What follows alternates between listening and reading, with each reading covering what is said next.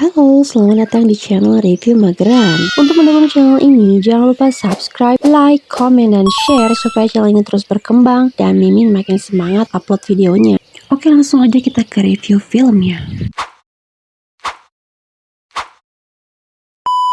Di episode sebelumnya, semua orang mengetahui bahwa Koki dan Bam yaitu Ma Hyun Hee adalah seorang transgender. Pertandingan memasak pun berlanjut. Penilaian berdasarkan metode pencicipan tutup mata, sehingga juri tidak tahu siapa pemasaknya. Saat sesi wawancara, Ma Hyun Hee mengatakan kepada penonton bahwa ia memang benar seperti yang diberitakan, dan alasannya mengikuti perlombaan yaitu ia ingin membalas orang yang telah membuatnya kuat dengan membuat makanan yang lezat. Dan saat pengumuman pemenang pun dibacakan, ternyata pemenangnya jatuh kepada Ma Hyun Hee dari Kedai dan Bam. Mereka semua bersorak bergembira karena telah menjadi pemenang utama di seluruh Korea. Choi Seo datang dan bertemu Jang Geun-soo. Ia langsung saja menamparnya karena mengetahui Geun-soo lah yang memberitahu media tentang identitas sang Koki. Lalu Geun-soo mengatakan ia melakukannya karena ingin menang dan ia tidak bisa berhenti untuk menyukainya. Apalagi dulu Choi Seo yang mengatakan ia akan datang kepadanya jika menjadi penerus Jangga. Lalu Choi Seo pun mengatakan ia tidak bisa menerima perasaannya. Prestige Jang akhirnya memperkenalkan Jang Geun-soo kepada semua karyawan dan akan menjadikannya sebagai penerus Jangga. Sementara Jang Geun-won, anak pertamanya yang dipenjara, sudah mengetahui berita pengangkatan Jang Geun-soo di koran.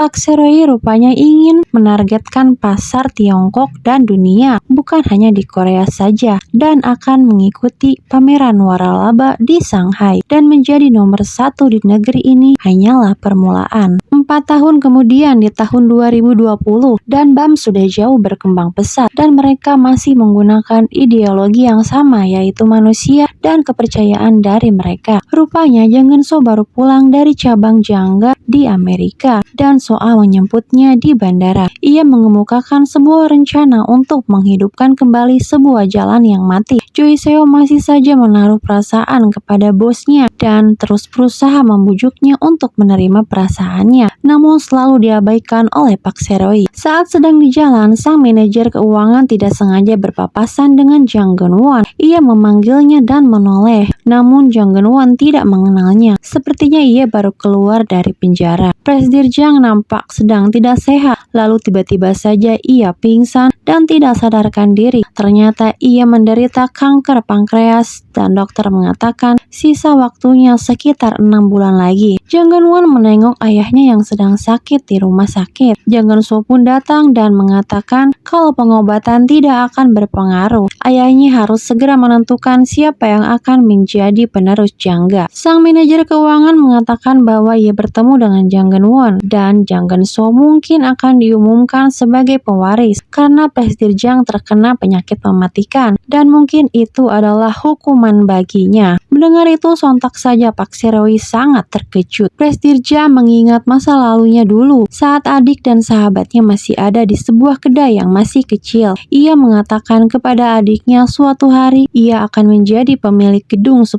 lantai dan sahabatnya itu boleh tinggal di sana. Dan lihatlah sekarang ia berhasil mewujudkannya dengan meminta-minta, menundukkan kepala, mengkhianati orang lain, dan hal buruk lainnya. Ada yang menelpon, ternyata itu adalah Park Seo-hye. Ia mengatakan jangan mati dulu dengan mudah karena ia harus dihukum dulu olehnya dan mengajaknya untuk segera bertemu.